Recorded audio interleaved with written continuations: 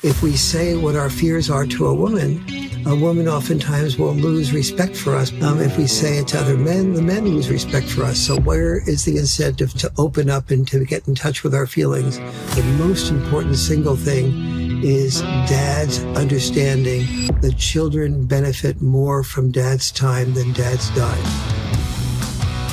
For the past 30 years of my life, I have been dedicated towards trying to understand what aspects of the human condition enable us to succeed or what drives failure. Now, a massive part of my learning, my education, has been focused on training young men. Since I was a SEAL instructor to an instructor at Blackwater, an instructor for the CIA, running my own private training motivational company, working with pro athletes, mentoring dozens of young men in terms of their dreams of either becoming athletes or becoming special operations force members. And I'm here to tell you that in all of that experience, one of the most profound, impactful things that I've ever come across in terms of my research and my understanding of the core problems is through Dr. Farrell in his book, The Boy Crisis. This book has been one of the most impactful pieces of literature and pieces of information that I've ever found. And it is a distinct honor for me to have you on today with us, Doc. So God bless you and thank you for coming on. Well, I have to say it's an honor for me to be with someone who's gone through the incredible trials and tribulations of becoming a Navy SEAL and the dedication that shows toward the country and what you did, what you must have done inside of yourself to overcome barrier after barrier after barrier, and something I could never even begin to think about doing, no less do. Well, I'll tell you what, man, as a fighter from where you've been in your life, whether it was the early, powerful feminist movement of the 70s back when it was in its purest forms to what you've been doing lately, in the multiple books that you have out and I want to talk about those at the end for sure. But one of the things that really just kind of pushed me over the edge, not only was it my buddy Dan at the Citizens podcast for sure, who I love dearly, but also it's your course on the Peterson Academy. I think I signed up for the Academy in the first month it was available and saw your course there. And I was just overwhelmed that so many people would have access to your information in that capacity. So, I'm really excited, but let's jump right into this. So, if I'm pretty sure everybody has heard of you that's listening to me right now. So I don't want to spend too much time given your background, but I want to jump right into these key themes and just kind of go down the list. And so we'll start with the crisis of education.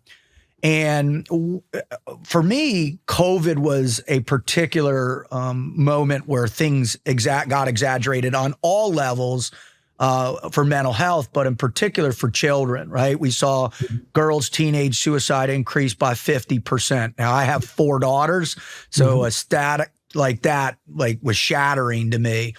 And then, we saw all different types of increases in, pharmaceutical applications, doctor's visits in particular with boys. Boys' suicide shot up as well, too. So based on that post-COVID experience with you, where do we sit in the crisis of education with boys in America? We're in a very serious place. The crisis of education happens especially among boys who do have minimal or no father presence, but boys that I call dad deprived. We can't say fatherless boys because every boy has a father, but some boys are deprived of involvement of their father, and oftentimes successful men are just devoted to their family. They experience what I call the father's catch-22. They learn to love their family by being away from their love of their family and being successful. But what really ends up being of value to boys is not the success of the dad, but rather the involvement of the dad, the taking of the roughhousing every day, the teasing. Even though mom may sort of say, what, roughhousing? I feel like I have just one more child to monitor, or the teasing, like you made Jimmy or Jane cry. Why did you do that? You're so insensitive. But it's understanding the value of dad style parenting, that leads to boys being so much more able to handle life, to overcome barriers, to know how to know how to empathize, and believe it or not, the roughhousing on the part of a parent, 99% of the time, usually it's the father, but it can also be the mother. The roughhousing leads to empathy. So, can you imagine a dad saying, "Sweetie, I want to," sweetie meaning the mom, I want to roughhouse with my three kids because, they're going to be really, that I'm going to want to increase their empathy. And mom would go, "You must be kidding." And how many dads would even know that roughhousing is connected to empathy? But the reason it's connected to empathy is, let's say you have three kids, and you have you put them on the couch and say, "Okay, your job is to jump on my back and pin me down before I pin the three of you down." And they get all excited, and mom is looking on and going, "Oh my God, what's going to happen here? Somebody's going to get hurt sooner or later." But on the other hand, I don't want to interfere. I don't want to be controlling. The kids seem to be having fun. I just hope dad will know not to be too rough with them. And, but I just fear that somebody's going to get hurt. And, chances are about 99% mom's right. Somebody gets hurt eventually. Not the first time, the second. And, and mom goes, "Oh my God, I should have interfered. I should have said something. Now I feel guilty that I didn't say something." But I guess, dad will, know now. He can see that somebody did get hurt. So he'll stop. But, the dad says, "Okay, if you do this again, if you put your elbow into your sister's eye like that, you're going to be, there'll be no more roughhousing." And mom goes, "What? You're giving them another chance? You must be crazy." And then sure enough, mom's right again. The kids, forget the boundaries, and somebody hurts the other one. And now dad says everything that's crucial. He says, "Okay, he doesn't just set the boundary. He enforces the boundary." He said, "I gave you that boundary. Now you violated it. Roughhousing over." It's like telling a puppy dog, "Okay, you did exactly the opposite of what I told you to do. You pooped in the house, and so now there's no treat." And so now is where the change begins to happen. The next time the roughhousing happens, and dad says, "Consider your sister and brother's feelings. Don't be too rough." The kids know that they're going to lose the roughhousing because they have lost that roughhousing last time. Dad didn't set a boundary. He enforced a boundary. And one of the biggest differences between dads and moms, on average, and sometimes this is reversed, is that moms set more boundaries. So they'll set bedtimes, let's say at 8:30. But children supervised by dads will set boundaries a little bit later, like 9:00. But the children supervised by dads are more likely to get to bed earlier, not because the boundaries were set earlier, but rather because the boundaries were enforced. The child is more likely to come up to mom and say, "Oh, mom, I didn't get my homework done. You don't want me to go into school tomorrow without doing my homework, do you?" And mom goes, "Oh, I did tell you to get off the phone with Jane or Jim, whatever, and you spent an hour and a half on the phone. You could have been doing your homework during that, but you're right. I don't want you to go into school tomorrow without having your homework done. Okay, do your homework." And so the kid learns, "Aha, I can do both. I can get away with it."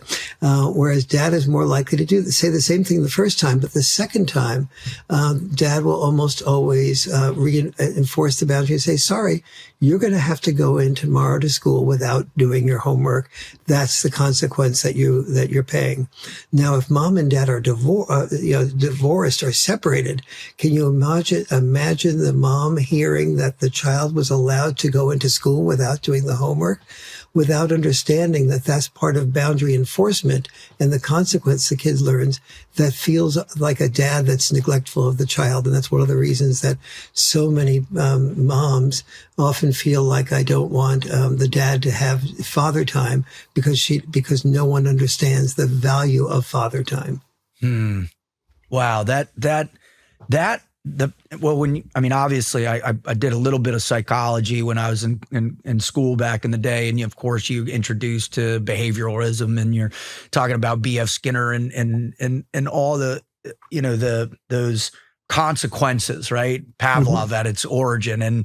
And I think what the interesting, because I went through divorce, and there was definitely different types of things taking place at both houses. And so it was much more difficult to rein in those consequences because I'd travel a lot. I've always traveled a lot. And so I'd come home and I was kind of the dad weekend, and the girls would be like, okay, it's fun time with dad. But then it was always that establishment. And one of the things of those boundaries, one of the things that I love that you integrate with it is really the development of that empathy concept, right? It's teaching your sons to have a higher emotional intelligence earlier. Why do you think that that's good, instead of more leaning into teaching your kid to be, in our world, we call it the warrior mindset, right? Why do you believe that it has to be more of a balance between those? Yes. Well, first, yes.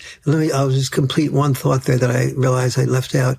The empathy, I was saying at the beginning of that roughhousing that Dad was saying that I want to teach the children empathy, therefore I want to do roughhousing. And that seems like so counterintuitive. But what's happening there, and the boundaries being enforced, is that the children are required, in order to continue the roughhousing, they're required to think of their sisters and brothers' feelings about being hurt. That begins to create empathy. It also creates postponed gratification. Immediate gratification would be pushing my brother and sister aside to be able to win at the roughhousing. Postponed gratification is, I want to push my brother and sister aside to win at the roughhousing, but if I do, I'll lose the roughhousing. So therefore, in order to get what I want, I have to postpone the gratification of pushing my brother and sister aside in order to get the what I really want, which is the continuation of the roughhousing. And postponed gratification is the single biggest predictor of success or failure in life. And both genders too, right? It's everybody. Yes, absolutely. Yeah. And so females have a tendency to be able to, they're able to sit down longer. They're able to obey rules. They're able to take notes. Guys have to have much more physical activity before they're really able to focus and concentrate. And getting to that point, I forgot the question that you Oh, it's asked. all right. It's all right. The idea is, right, I think a lot of misconceptions is that, if you don't, especially as we've seen a pretty significant societal demasculization of young boys, right? We've reduced roughhouse play in school, the punitive damages on kids, right? And the one that kills me more than anything is the hyperdiagnosis of ADHD, the implementation of pharmaceuticals, putting these kids on these drugs for long terms. Which leads, the rabbit hole we can go down that is a whole nother show in and of itself, with mass shootings and all that. But the critical nature of being able to have that physicality matched by, like you said, that delayed gratification, which in and of itself, the emotional intelligence emerges. How does that take place, or where is it kind of stilted in that next prepubescence and puberty phase? Because I've fixated on that group more than any other group, right? Because if you do have the fatherless boys, or however you want to, less that, what do you call it? You call it dad deprivation, right? Sorry. These kids the boundaries are never in place, and so where do you focus with those things in terms of the emotional intelligence while sustaining the warrior mindset or warrior ethos, if you will, in that critical prepubescence and puberty phase? Yeah, there's so much in that question there where we're going. I have a tendency to do that, Doc. I'm so sorry. No, that's great. It's so the first thing here is that. Thank you so much for listening. Again, apologize for the interruption, but I want to just tell you about one of our core sponsors, Firecracker Farms. Now, if you want to spice up your life, that means you need to spice up your food. I'm done with the hot sauces. I'm done with all that nonsense. What I go to now is Firecracker Farms, and it's Three Kings technology, right? That's the mixing of the hottest peppers into this beautiful spicy salt that I just pepper the hell out of my eggs in the morning, my steak at night, man. This is one of the best products I've ever had. It's really just brought a whole new nuanced approach to how my food tastes and my enjoyment of it. And you know what the kicker of this whole thing? It's a family-run business, and I love those family-run business. My buddy Alex and his family put their heart and soul in delivering this incredible product. So go visit firecracker.farm, punch in promo code of RUT15, that's Romeo Uniform Tango, and get your taste buds going. Booyah. Where we need to go in the future is to create this balance between heroic intelligence and health intelligence. And heroic intelligence is wonderful up to a point, meaning that it gives us the opportunity to know how to overcome boundaries, to do things that aren't easy for us to do, like you did with it. You know, every single step of being a Navy SEAL is just like doubting yourself. Okay, no, I can do it. Then maybe failing here or at a time or two, and instead of giving up and saying, I can't do it, having the resilience to come back and try again. And to sort of, and rather than hear people constantly around you complaining, that demoralizes you, having people around you saying, no, I can do it, and focusing on that. That's, more heroic intelligence. However, it's also important to know that to become a hero, let's say you're in boot camp, and the sergeant, let's say you're Jewish, and the sergeant makes a comment like, okay, look at, so he makes some type of anti-Semitic comment, and you raise your hand and you say, excuse me, Sergeant, sir, but, I was, I'm Jewish, and I was really offended by that anti-Semitic comment. Now, the response of the sergeant will be something like, oh, isn't that little sweet? Look, we have a little Jewish boy here. Why don't you do 10 push-ups, Jewish boy, if you can do a push-up? Do you know what a push-up is, sweetie? That pretty much sounds about right there. Yeah, right. Maybe the little sergeant in me. There's one in all of us. You know that. And so why is the sergeant doing that?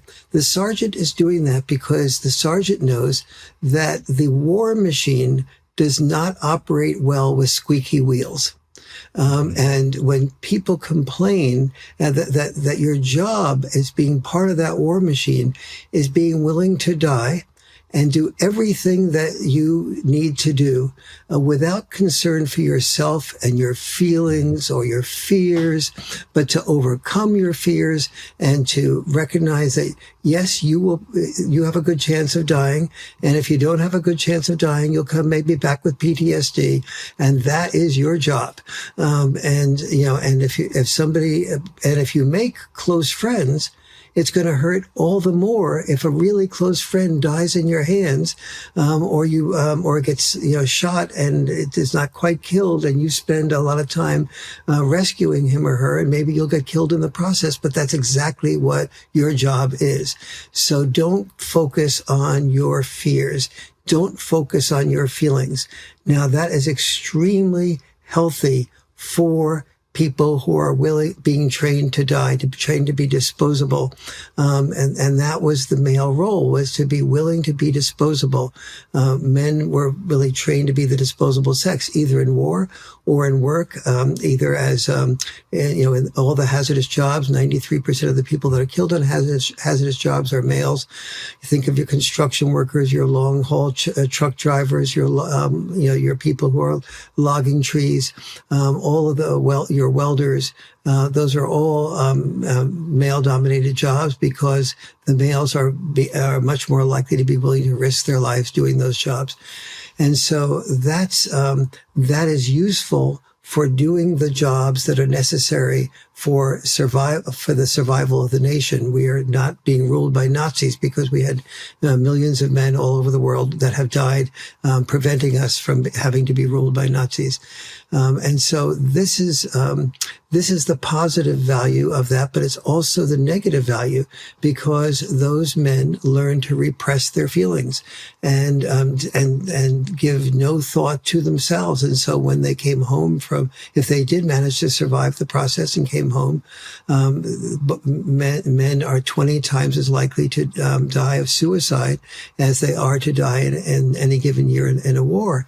And so that is really, and so that means that their emotional intelligence, their willingness to speak up and say, I really was offended by that, or I really am hurt, or my leg, I think it, is infected and it could come off, and say what we feel. That has been neglected, and the result of that is twofold. You mentioned before that we're oftentimes lonely and we don't have friends, and that loneliness creates mental health problems, and especially during COVID. And so this has been, but even outside of COVID, if we say what our fears are to a woman oftentimes will lose respect for us because we're sort of talking about, we fear that a woman will lose respect for us because we're showing vulnerability and she wanted a strong man. If we say it to other men, the men lose respect for us. So where is the incentive to open up and to get in touch with our feelings? We men are very bottom line. And we know that if we can't express our feelings in the long run, why even get in touch with them in the short run? Because it's only going to go to some place that's going to frustrate us, and we won't be able to do that. So we're not even in touch with our feelings, because we know that there's nowhere down the line that anyone wants to know who we are. So we spent the last half a century focusing on women and women's problems women don't think that we have problems, but they think that we're filled with power and we're the male patriarchy and things like that, because we haven't said anything, and women can't hear what men don't say. That's brilliant. That's brilliant. As I think about what you're saying, because I mean, I've lost, last count, I think it's 16 of my friends have committed suicide in the last 7 years alone. Or I'm averaging about 4 or 5 a year, and a lot of that is, well, we have a concept. It's a little bit more than PTSD. It's called operator syndrome, and it's a unique constellation of about 17 different mental health things. And one of those in the mental health side is this existential shortfall, right? You get engaged in that deeper level purpose, and then when you come back to re-engage in the more mundane, or I think mundane always has almost a negative connotation, right? The application of skill sets every day that make your life function, that take care of your family, or to take care of yourself. I think that you lose that. The desire isn't as much as it was when you're at the higher level. And so I see with young men, what I always try and do is I try and put them in a physical environment, break them down physically to create the space to where, hey, let's have the discussion of why the motivation is coming up short. Why are you not, what right now don't you want to push yourself? Why? What type, is there something fatalistic that it's not going to have no relevance long term? You don't have the capacity, all those things that you had talked about that definitely went through my brain in training. With young men right now, where are you seeing specific types of programs that are positively impacting young men, that are teaching them these variables, from the emotional intelligence, right, to that sense of relieving the economic presupposed pressure of you're only the breadwinner, you're only this. And then, also, the consequences of society. I love that idea, the consequences of society. I think what programs are really working well, in your opinion, that exists right now? I think the most important single thing that's been done is in Florida. There was the Speaker of the House there did read The Boy Crisis and use them with his kids. And when he found that it worked well, for he and his wife were together, they were married. They had 3 or 4 kids, and it worked well there. They gave The Boy Crisis to the head of the Republican head and the Democratic head of the family committees within the Florida legislature, and they ended up passing a bill contributing $70 million of funds to help Mothers understand the value of fathers, and fathers understand their own value. All the things that I mentioned before about the roughhousing, and in the Boy Crisis book, there's just a whole list of things that dads tend to do, like teasing, like taking kids camping, like letting kids get lost, but not so lost that they can't find the way back ultimately. That was my job as an instructor in the SEAL teams. I let them get lost. And wow, yeah. Tell me about that. What was it's the consequence, and I think what I found raising 4 daughters is that the adaptation of the consequence into the behavioral shift happens so much more rapidly than any other of the young men I've mentored in my life. It's a much more subtle process with them, but they require deeper level consequences. Yes. So in our training, the consequence is death in our world.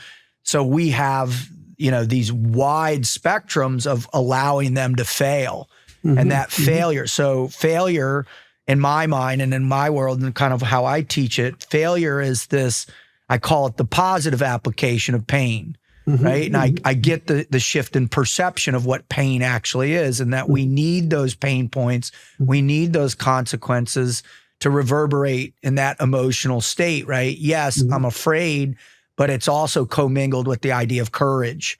Right. And so you have courage that draws the motivation. You go out, you fail, you learn profound lessons, then come back. And then if you have the right role model, the right teacher, the right influence, they'll help you adapt the intensity of that consequence to shift your change in behavior more rapidly. Yes. And so absolutely. I think for boys, they have a much more intense need for the heavier consequence, that pain, versus girls, they adapt much quicker. Yeah. That's probably quite true, and it's really so. For a parent imagining this, let's say here might be a typical scenario. A child comes up to a mom and says, "Mom, I'm going to climb the tree in the backyard," and mom goes, "Well, sweetie, maybe in a few years, okay, but don't." You can't do that now. The tree is too tall, and there's new branches, and the branches could break, and it's much too dangerous.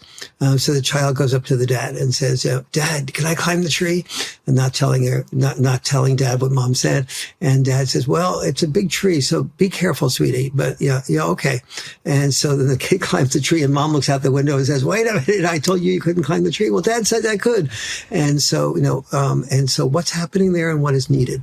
And so we have a really good example of the difference between mom-style parenting and dad-style parenting. And the ideal is to have what I would call checks and balance parenting. And the connection there needs to be something like this type of dialogue. I told Jane she couldn't climb the tree because it's too tall, and you just let her go ahead and do that.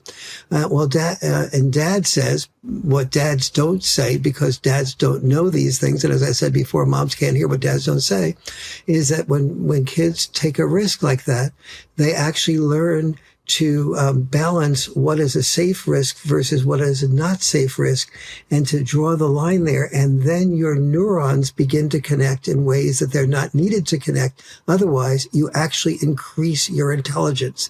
And that's, that's study based. That's the data for that is in the Boy Crisis. And so so dad has to first inform himself of what is the actual value that is proven in dad style parenting, and then kindly share that with the mom, while mom shares what the value of mom style parenting is. Like, I want to prevent our daughter or son from getting killed by going up too high and falling too far. And they're not old enough to make those decisions yet. And so what might be a good compromise there? Mom might say some version of, okay, Jimmy or Jane can climb that tree, but you need to be under that tree, so that in case they do fall, you can cushion the fall. So when there's a risk that could end up being life or death or severe concussion risk, then err in the direction of being safe. But on the other hand, you want to have the ability to take risks and to know how to avoid failure in that type of deeper way and increase the intelligence toward that end. So mom might say, you need to be under the tree. And by the way, give me your cell phone while you're under that tree. And then you have the child getting the best of both worlds. They have a chance to sort of take risks, increase their intelligence, understand where that fine line is between too much of a risk and and not generating new brain cells that help you know where and when to take a risk.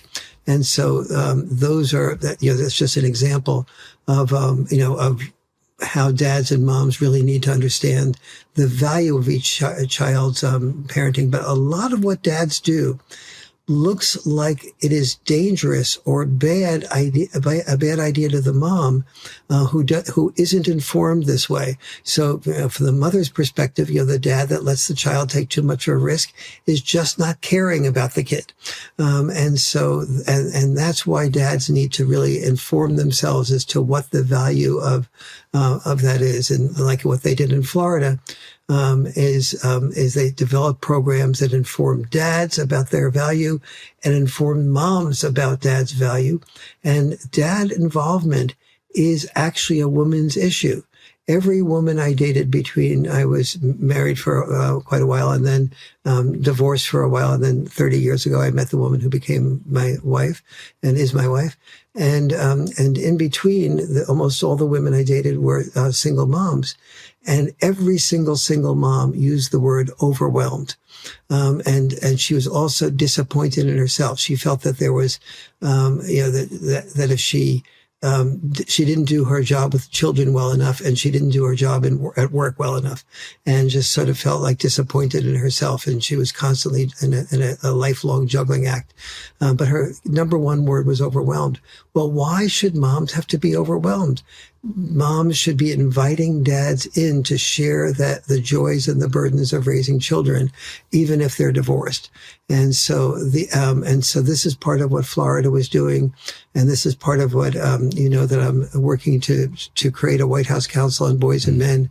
We're putting out a lot of messages to the Trump administration that there needs to be a White House Council on the Family, with sections for boys and men and sections for women and girls.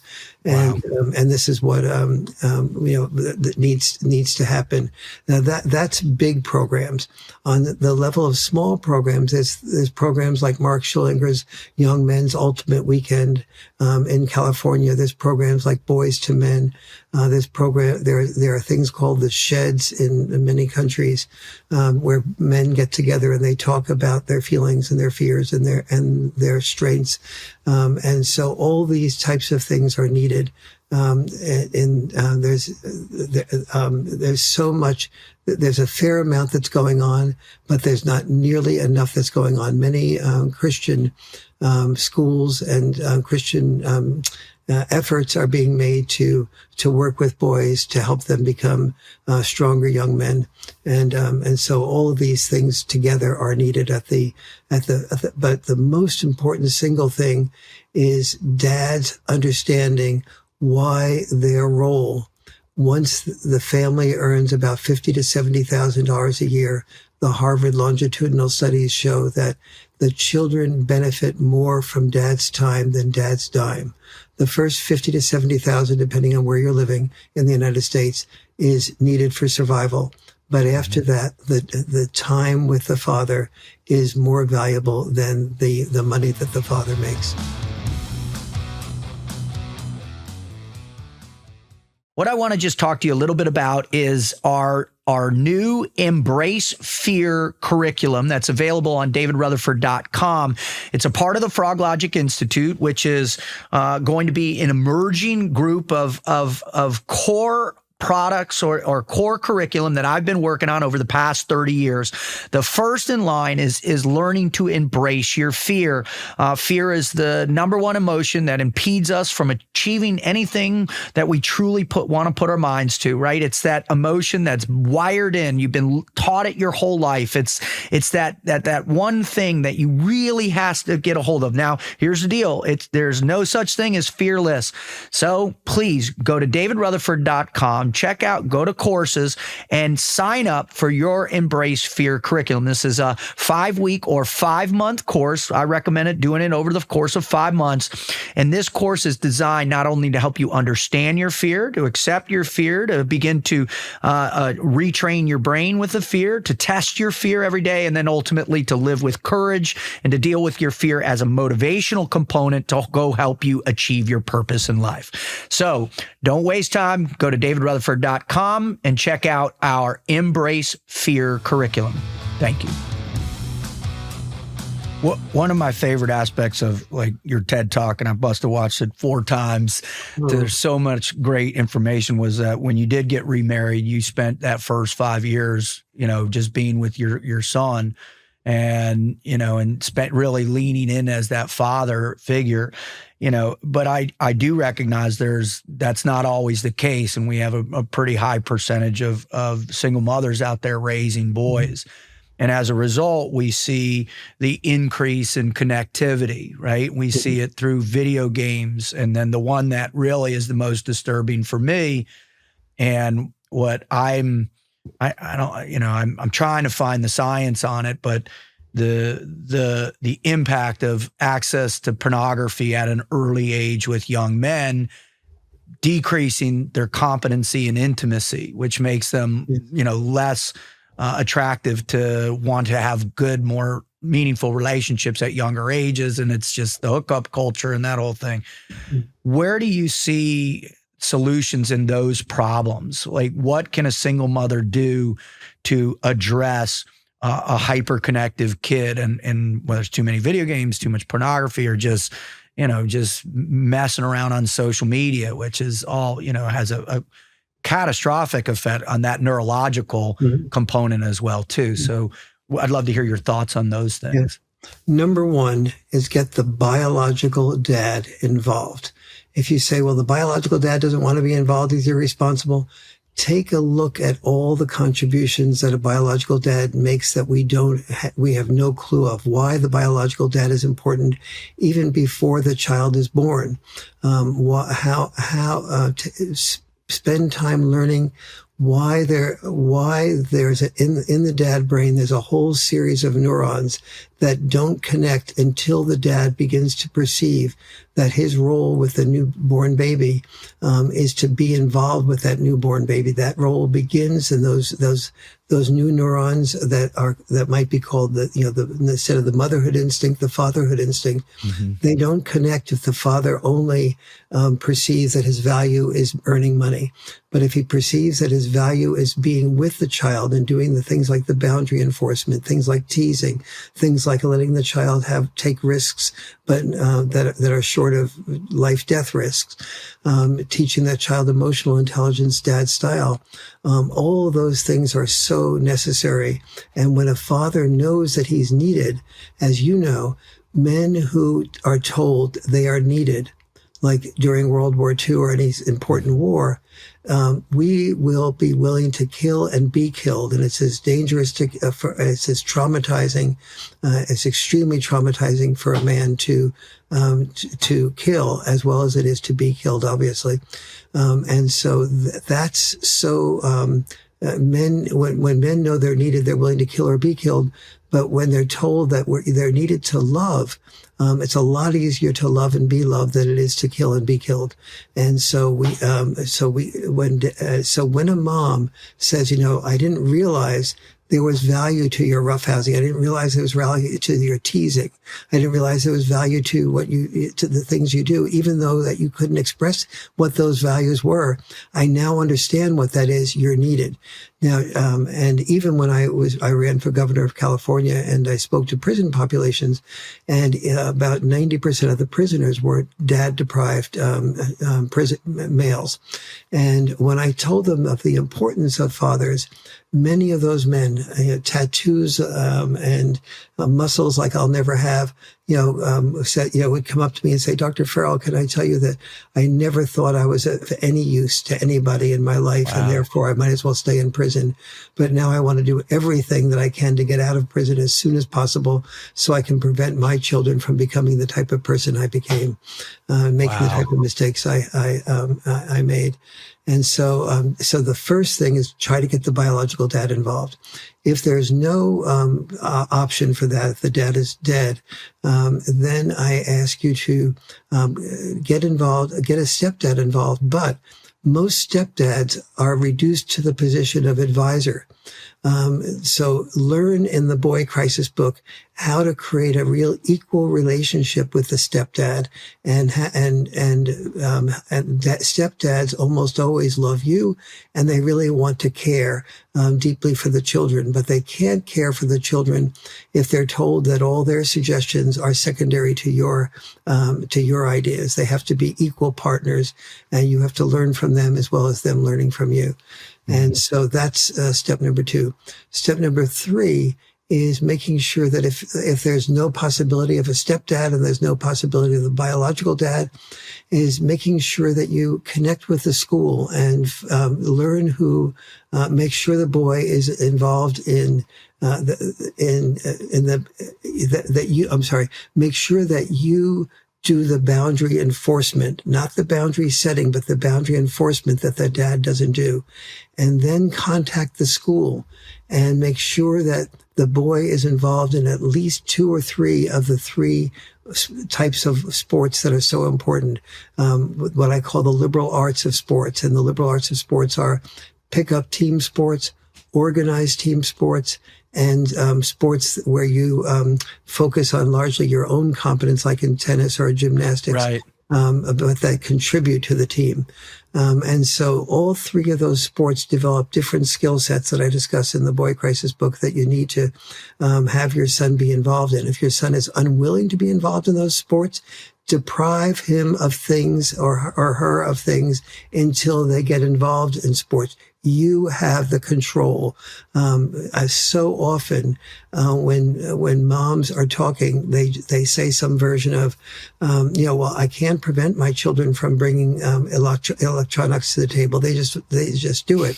And the answer is you can prevent the children from doing that. You just take the electronics from them. You don't resubscribe to their subscriptions. They have their door closed and they are looking at porn on the computer. Keep the door open. They insist on closing the door. Take the computer out of the room and put it into the living room until they learn to do those things. And have the courage to be disliked by your children, who will, in the long run, deeply, deeply appreciate the discipline that they have gotten that has not led them to go down the road. By the time they're addicted to porn or video games, that's down the line. You haven't done the work of making it clear that there's no option but for them to do their homework, to do the chores. They can't manipulate their way out of it. Children that learn to be able to manipulate their way out of it because you've set boundaries but haven't enforced them lose respect for you. Wow. And the deepest price is them not just losing respect for you, but them not having the discipline to be able to do the things that are necessary for their own growth and postponed gratification. That's fantastic. That's absolutely phenomenal advice right there. I just, I see so many times my friends that have been gone and years of deployments, and the greatest thing that they're challenged with is they always say the same. Like they're like, "Hey, Rut, man, I'm now that I'm out, I have to get to know my children again. I'm reintroducing myself into their lives to understand what they're doing." And that's a challenging thing for men that have been entrenched in that sacrificial space. But I guess, what I hear in you discuss a lot is, that's that pre-program thing that comes from however you were raised. Like, I'm just the bread earner. I've got to go be I got to be the sacrificial lamb, if you will. To come and reintroduce the mindset as, no, the greatest place I'm going to be fulfilled is the time I spend with my children, my legacy, and teach them as they emerge, and help shape them. Absolutely. If we ever do get to be able to create the White House Council on Boys and Men, one of the first things that needs to happen is to work to make sure that every veteran, when he comes or she comes back home, that there's important communication training about both the mother and the father being able to understand what the other one's life is like and how to integrate those two lives together, because oftentimes it's the man that's at the veteran, and he comes home and the woman has her whole structure set up. She has the things that are her routine. And from her perspective, the dad's ideas are all criticisms of her. And, she got along well enough. She did what she did, and the kids are the way they are. And so let them be and stop trying to make them into something different. Whereas from his perspective, I finished one mission where I was willing to die. And now I have a new mission, and that mission is to be a good father, a good husband, and I want to have something to contribute. And in fact, he has a huge amount to contribute. That's of potential to contribute.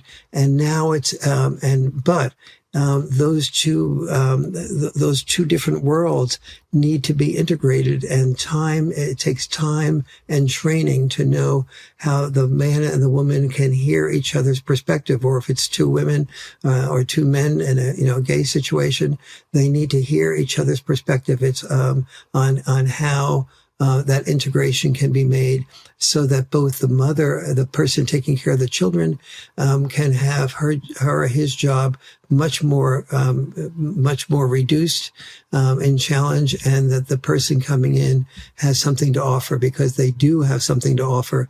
It's not just a matter of making that person feel useful. They can be very useful, or else the whole relationship will fall apart. The children will be raised without their dad. They will not know the value of their dad, and the children's chance of doing well in life is extremely reduced. As you were talking about this, that integration and that positive integration, one of the things that I've seen happen quite a bit, and it's not just within the veteran community, I think it's with, whatever constitutes, in quotations, deadbeat dads, right? The legal system has now, really contorted itself to go after and kind of punish those dads in particular cases. And we see these really intense, aggressive judges in different areas that will implement these kind of draconian challenges to fathers reintegrating with their dads. Why do you think that's taken place, and what can we do from a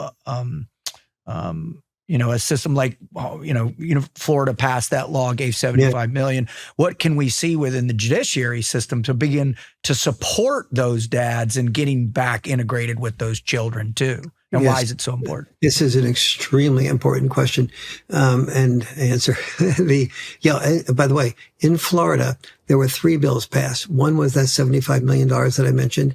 That passed the House in Florida by the unanimous vote of every single Republican and every single Democrat. And this, in this day and age, in finding that type of agreement. That's a miracle. is a miracle, yes. Second, another bill that was passed by Florida was equal shared parenting. And that's been that is required as the predominant, the go-to starting place, short of any parent being abusive or, alcoholic in some type of way. So that's what needs to happen in every state. There are about 4 or 5 states that have that now, but most states do not. A number of states are moving toward that. Now, you were asked the question, why is there just not the assumption of equal shared parenting everywhere? It's because we grew up thinking that that moms were so much more important than dads. It wasn't until about 50 years ago, and the beginning of understanding something differently was the Moynihan Report in 1965. And the Moynihan Report found that when they first started doing the Moynihan Report, there was the fear that they would be blaming the black community, black people for being really bad people or not having effectiveness with their children. But what the Moynihan Report found in studying inner city violence is that the violence happened almost exclusively among that 25% of black families in which there was a minimal or no dad involvement. They were all dad. The great majority of children that were into problem situations, that had committed crime, that were dealing with joining gangs, that were dealing drugs, those were dad deprived children. So it was not blacks or Negroes, as they called them at the time, that were the problem. It was the dad deprivation. Now, remember I said there was 25% at that time of children were brought up in dad deprived homes. Today in the black community, it is 72%. And in the Caucasian community, it is 32%, which is 7% higher than the 25% it was in the black community in 1965. And it's in that group of people, the dad-deprived group of people, that the problems tend to occur. So in the old days, we just assumed that if there's a separation, it should be the mother that takes care of the children. In the very old days, in the 1800s, the children stayed with the father, and not the mother. But then for a long period of history, the children were assumed to be better off with the mother. And in fact, we find that the children do best off in the boy crisis. But I did the research for the boy crisis book. I ended up with 4 must-dos after divorce, in case somebody's listening to this. The first must-do is approximately an equal amount of time spent with the children by both the dad and the mom. Number 2, that the children are not able to detect any bad mouthing from mom to dad or dad to mom. When children, let's say a boy is hearing that his father's irresponsible, a liar, and a narcissist. Well, that boy looks in the mirror and he notices that my nose and my hair and my body language is a lot like my dad. Well, if I'm being told that my dad is a narcissist and irresponsible and a liar, well, I have lied, and I am looking in the mirror now. And so maybe I'm that way also. So when you badmouth the other parent, you are badmouthing that half of the child that is biologically the other parent. It is child abuse to badmouth the other parent. And so the second must do is no badmouthing that the child can either hear or detect. So if you said, I had a great time at mom's house last night, and you're the dad, and you go, okay, so what else did you do? And and the child gets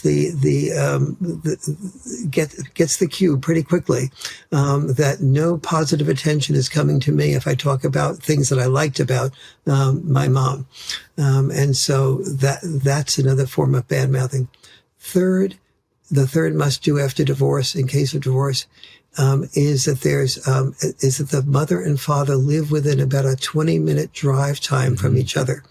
And the reason for that is if it's further than that, then oftentimes the child feels like it has to give up the soccer practice, or it has to give up going to its friend's recital, friend's birthday party, and therefore there's resentment in going to the other parent's house. And the fourth must do is that the parents be involved at least once a month in couples counseling, so that they can learn to hear the other partner's perspective on things. Wow, that's wonderful. That's exactly what I was looking for, Doc. Mm-hmm. I can't thank you enough. Before we finish, can you talk about your new book, what's going on, where people can find you, and then how they support you trying to get President Trump to initiate this initiative in the White House. Yes, on the initiative in the White House, if you know someone who is connected with the White House, that is a really good start. To contact me, my contact information is on my website, warrenfarrell.com. www.warrenfarrell.com. The Warren is like Warren Buffett, but without the money. Well, your wisdom's invaluable, sir. Thank you. Then the Farrell is Farrell. Some people do like Will Ferrell, but I'm not that funny. And so just it's Farrell.com. And there is, and then contact me through my email address, which is warren@warrenfarrell.com, and let me know about that. But the Boy Crisis book is available both in Audible and in all the other formats. And the most recent book that you asked about was a book called Role Mate to Soulmate. And the Role Mate to Soulmate is focused on how to be able to hear personal criticism without becoming defensive, and 7 other major problems that couples tend to get into that lead to the divorces, that lead to the boy crisis. And so this is sort of stopping the boy crisis at its root cause, but it's also learning to keep marriages together. In my opinion, the best work, the most important work that I do is the work in Role Mate to Soulmate, because I've seen more marriages kept together and more relationships kept together as a result of learning those skill sets, all of which are biologically unnatural to learn. Doc, you just keep helping, man. Talk about service and talk about that sense of delayed gratification and that sense of sacrifice for others. And you're the epitome of that representation. It's been an incredible honor to have you on my show. And I wish you all the best and good luck with what you're doing. And I will keep handing that book out, I promise. And I really feel honored to be on the show with somebody who's lived life like you've lived and raised 3 daughters and really contributed to the country and overcome barriers that I can't even begin to imagine myself overcoming. So thank you, David. God bless you.